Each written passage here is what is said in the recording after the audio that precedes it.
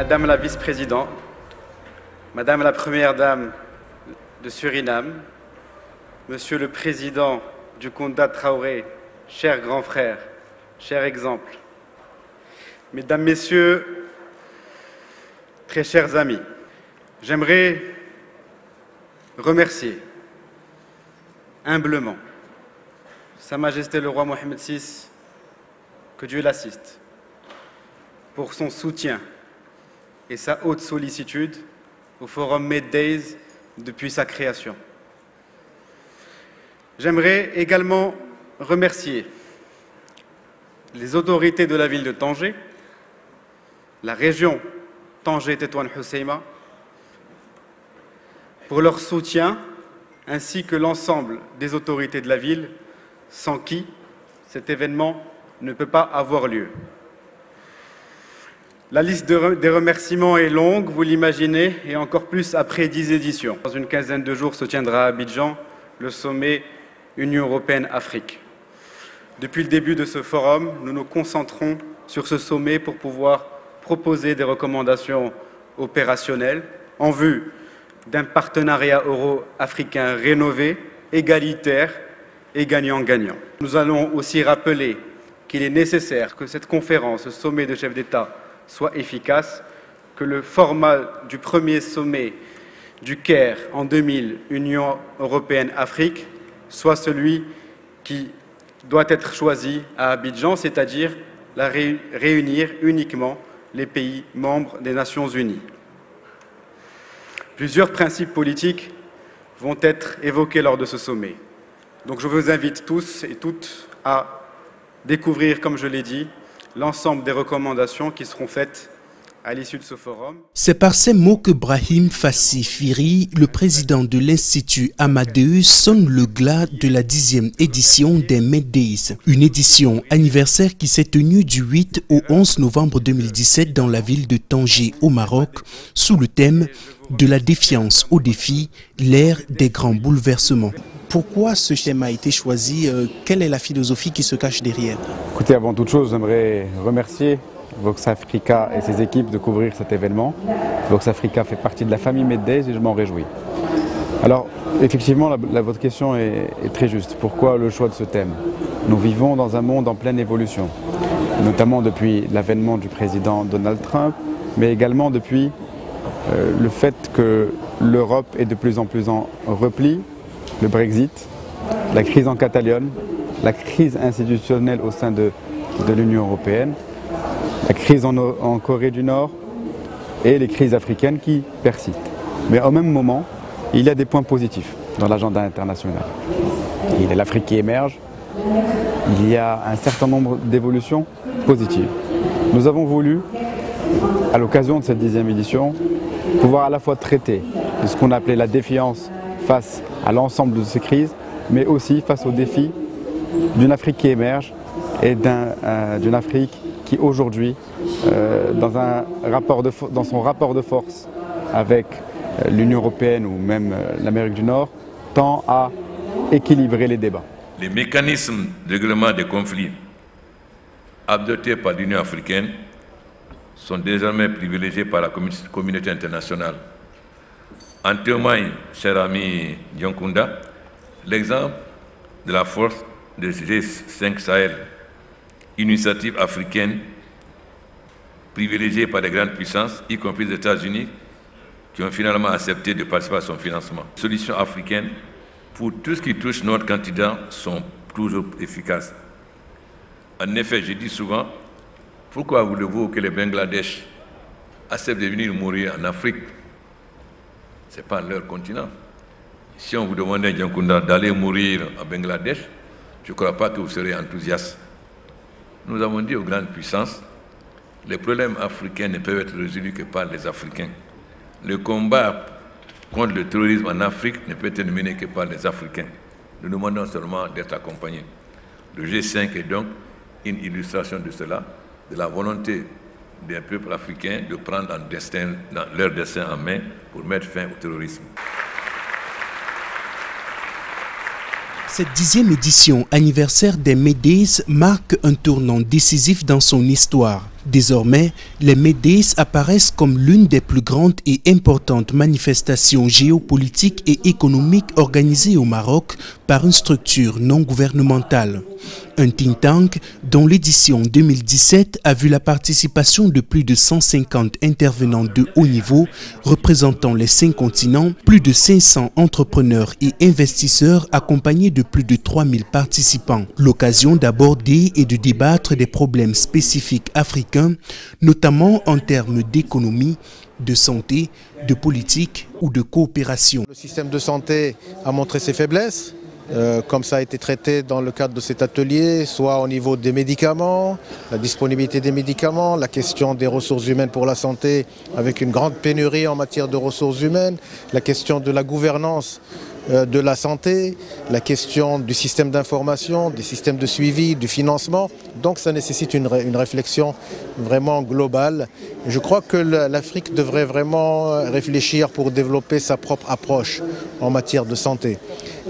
Donc une approche qui lui est propre, une approche qui bien sûr va changer la manière de délivrer des services. Il faut que bien sûr les services soient délivrés d'une manière plus globale, une plus grande appropriation, une moins de verticalisation des programmes, parce qu'on sait qu'il y a eu beaucoup d'investissements dans la santé en Afrique, mais ces investissements ont surtout focalisé sur un certain nombre de programmes, c'est-à-dire ce sont des approches verticales, où bien sûr ça a aidé bien sûr à lutter contre ces maladies, mais ça n'a pas permis de renforcer vraiment le système de santé.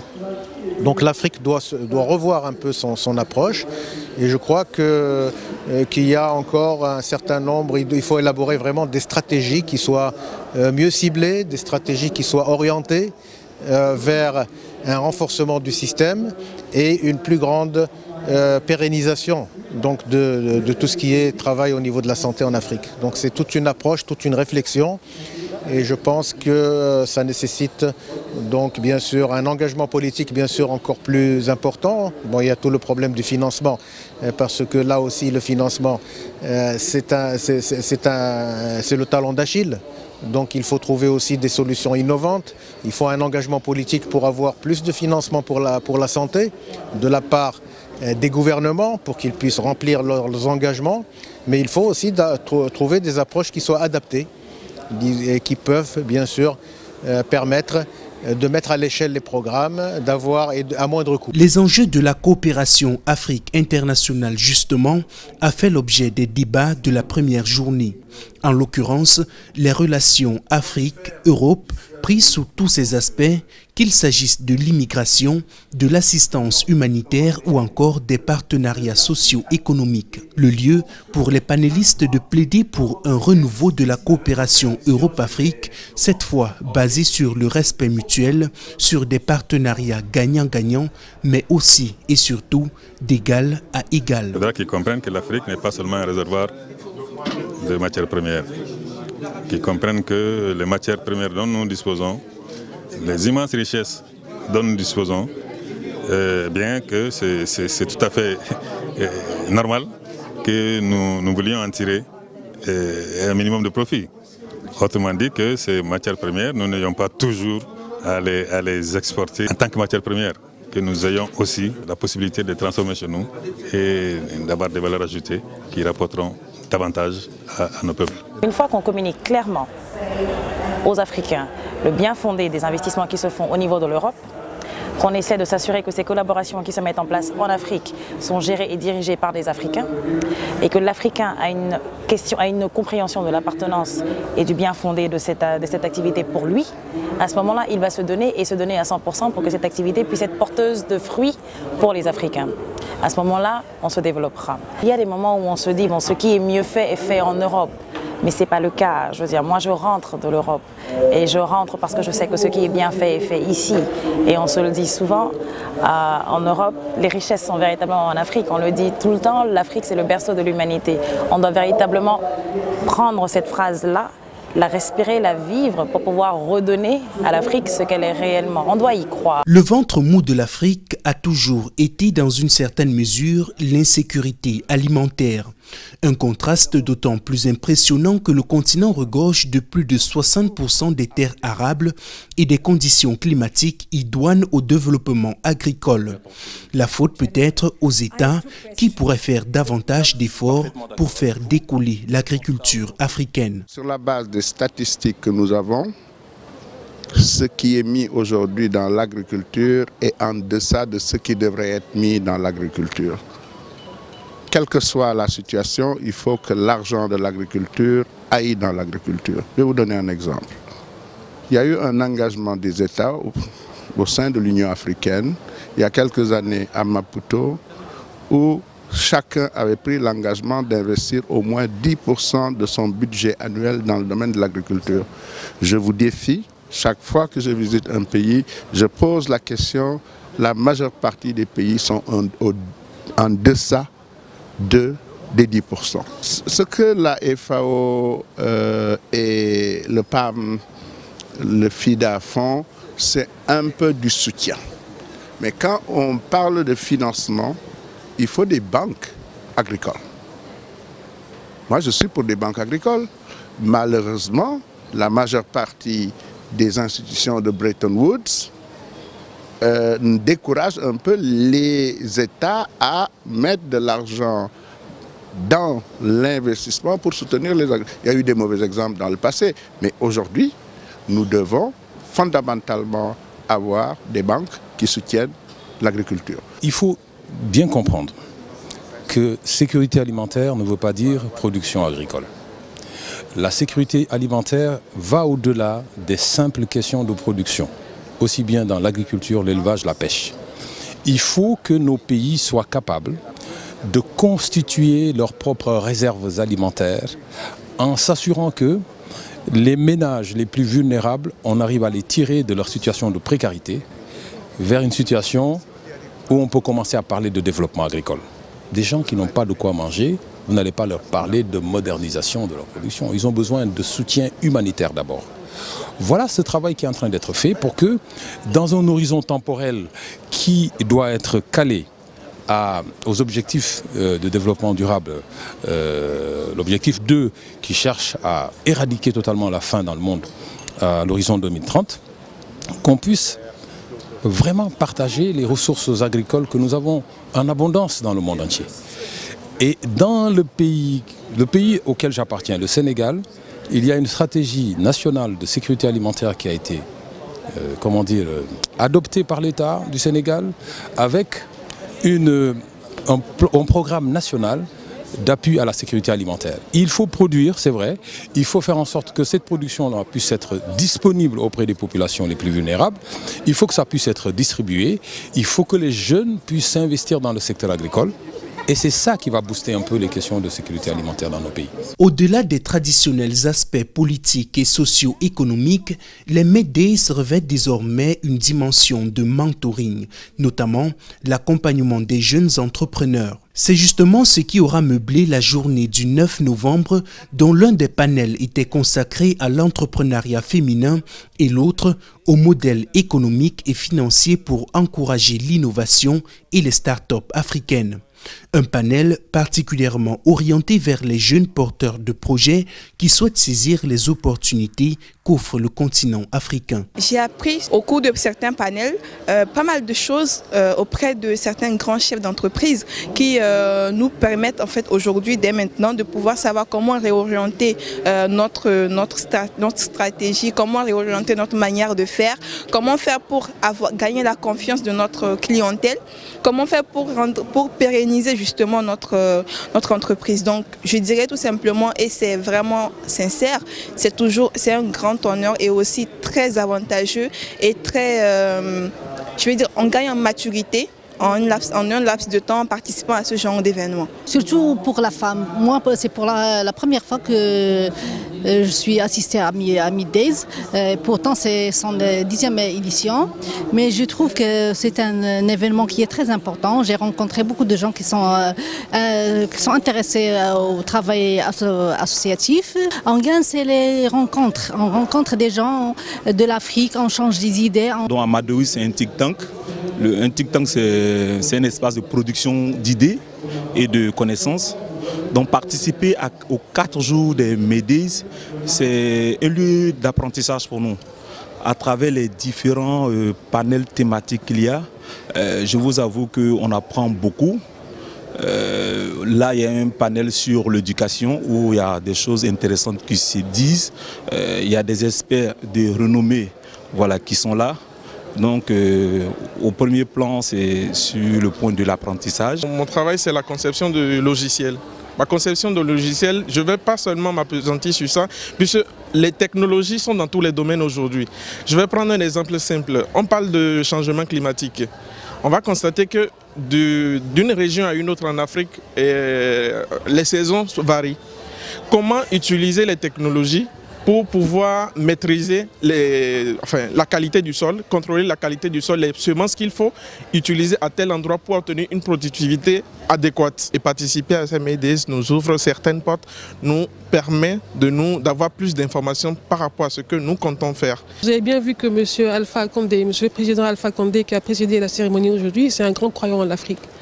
Et c'est pareil pour les MEDES. C'est pour ça qu'il y a 10 ans, lorsque M. Brahim Fari a créé cette institution, il était question d'être un petit peu avant-gardiste et penser les questions africaines dans le contexte global, en ce sens que s'éloigner un petit peu des échanges traditionnels entre le Nord et le Sud et penser l'Afrique au sein d'un échange Sud-Sud. En cela, Believe in Africa est tout à fait en ligne avec l'agenda, avec leur vision responsable. Et mettre en conclave des experts de haut niveau pour discuter des problématiques de manière libre. Vous avez remarqué que pendant tous les débats, il y avait des idées très provocatrices, même des fois, des idées plus ou moins avant-gardistes et même risquées. Et c'est ça le MEDES. Les experts et les influenceurs s'expriment librement, de sorte que leur opinion soit prise en compte, en espérant que ça permettrait à avancer un petit peu la formulation des politiques africaines. Et surtout, vous avez dû le remarquer, la plupart des leaders ici ont rappelé plusieurs fois qu'il fallait qu'on définisse des politiques qui soient à la mesure de l'Afrique. L'une des pistes du développement de l'Afrique, c'est aussi les infrastructures, le BTP. Et à cet effet, votre cabinet Kaizen organise les 14 et 15 décembre prochains à Dakar une conférence axée justement sur le BTP, les infrastructures et les villes.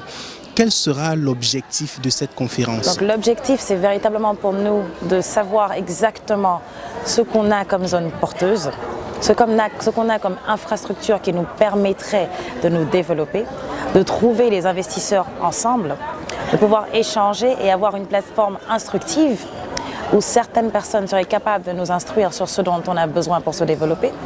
L'infrastructure reste le pilier du développement. Pour moi, c'est comme une commode au sein de laquelle on a tous les autres secteurs. Les télécoms, l'énergie renouvelable, on a véritablement les financements, la banque, tout est au sein du département de l'infrastructure et des BTP. Si on a une zone bien construite, on a les voies portuaires, on a les voiries, on a les transports routiers, on a la construction des logements sociaux, on a les villes nouvelles, on a la mixité urbaine, tout existe au sein de ce secteur. Et cet événement a vraiment cet événement est important pour nous parce qu'à travers celui-ci, on va montrer les talents africains. On va créer une zone d'échange entre Africains et internationaux pour pouvoir ensemble trouver des partenariats, pour pouvoir s'aider à construire davantage, pour avoir des exemples de bonnes constructions et comment est-ce que ces constructions vont avoir un impact sur les populations, un impact positif et surtout faire face aux défis rencontrés par rapport aux infrastructures manquantes, si je peux le dire comme ça, en Afrique. L'amélioration des performances économiques, l'intensification des échanges intra-africains, le développement des infrastructures et l'amélioration des conditions de vie. Autant d'idéaux qui sous-tendent davantage les initiatives des pays africains. Des initiatives qui ne prendront certainement jamais corps si l'impératif sécuritaire n'est pas garanti. Personne n'ira au champ pour cultiver la terre et nourrir sa famille s'il sait qu'il ne peut pas revenir vivant à la maison. Personne ne s'hasardera à aller d'une ville à l'autre pour acheter des biens, des services, Personne ne circulera dans un pays s'il n'est pas assuré de sa propre sécurité physique. De la même manière, si les fils du pays ne peuvent pas circuler, ce n'est pas ceux qui viennent de l'extérieur qui viendront dans ce pays-là pour investir. Donc, vous voyez bien qu'il n'y aura pas de circulation de biens et de personnes. Or, c'est le fondement de l'économie et c'est le fondement du développement, la libre circulation des personnes et des biens. Cela n'est pas assuré dans beaucoup de pays aujourd'hui, dont le mien. Donc, le vrai problème, c'est de sécuriser l'Afrique. L'Europe, le défi du plan Marshall, le volet militaire, c'était de faire de l'Europe un pays sans guerre. C'est effectivement aujourd'hui un pays sans guerre. Pourquoi l'ambition de la coopération Europe-Afrique demain, c'est faire de l'Afrique une terre sans guerre? C'est ça la question. Lorsque l'Afrique qui est aujourd'hui utilisée comme théâtre d'opération dans une guerre pour des enjeux qui nous dépassent, des enjeux civilisationnels, si l'Afrique devient une terre sans guerre, on peut parler réellement et concrètement du développement. L'initiative de sécurité de l'Union africaine est demeurée pour nous un serpent de mer. Elle ne s'est pas concrétisée. Et comme disait un des participants à ce panel, le problème, ce n'est pas de proclamer et de définir les bonnes politiques, le problème, c'est de les mettre en œuvre. Et aujourd'hui, il s'agit de mettre en œuvre la fameuse brigade africaine de 30 000 hommes qui était créée et dont le commandement même a été désigné, mis en place. Mais cette brigade n'existe pas. Je viens de Centrafrique, je viens d'un pays où la paix est rompue et je ne vois pas cette brigade africaine. C'est plutôt une force internationale des Nations Unies qui est venue avec des pays africains, dont le Maroc, pour nous protéger, pour nous aider à revenir à la sécurité. Donc, c'est, comme on dit en Afrique, c'est quand vous habitez dans une maison en paille que quand la pluie arrive, vous voyez là où l'eau coule. Et le dispositif aujourd'hui de coopération pour le développement ne peut pas être opératoire s'il n'y a pas la question de la sécurité au début et à la fin. Les Meddays 2017 auront donc au final été 4 jours d'échange et de partage, mais davantage des moments forts de propositions pour l'amélioration des performances et de la renommée africaine. C'est ainsi qu'au terme des travaux, 14 recommandations ont été formulées, dont une réforme de l'Union africaine favorisant la coopération entre les deux institutions multilatérales, une coopération renforcée en matière sécuritaire avec la prise en main par les Africains de leur propre sécurité. Également, la promotion d'un pacte sur l'investissement des entreprises multinationales sur le continent africain. Nous avons voulu, pour donner encore plus d'ampleur à cette édition anniversaire, renforcer le caractère opérationnel, pratique, opératoire du Forum Meddays. Nous ne sommes pas qu'un forum de discussion, nous sommes un forum d'action. Alors, à l'occasion de cette 10e édition, nous avons lancé plusieurs initiatives.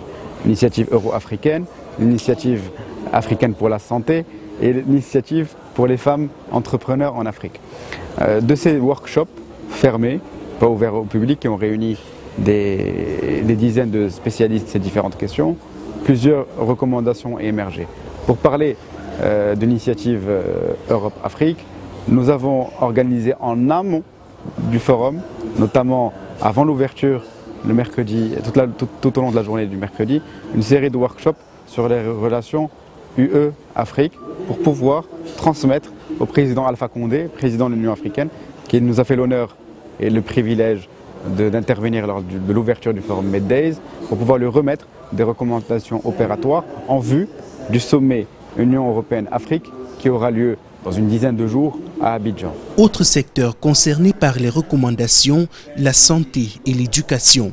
Les Meddays 2017 proposent également aux États africains de garantir et de soutenir le principe d'universalité en matière d'éducation de base sur le continent, de promouvoir et d'étendre les programmes de mobilité et de recherche dans l'enseignement supérieur, ainsi que la science, la recherche et l'innovation, mais aussi de favoriser l'établissement à l'horizon 2030 d'une couverture sanitaire universelle, de permettre l'émergence d'une agence africaine du médicament et surtout et enfin de soutenir la trajectoire d'engagement des budgets africains vers 15% du PIB consacré à la santé. Des recommandations pertinentes qui font l'essence même des Meddays telles que pensées et conçues par l'Institut Amadeus qui, pour la 10e fois consécutive, aura réussi son pari. Je crois qu'il faut capitaliser sur la réussite des Meddays, il faut capitaliser sur la marque Meddays aujourd'hui qui est devenue une référence notamment sur le continent,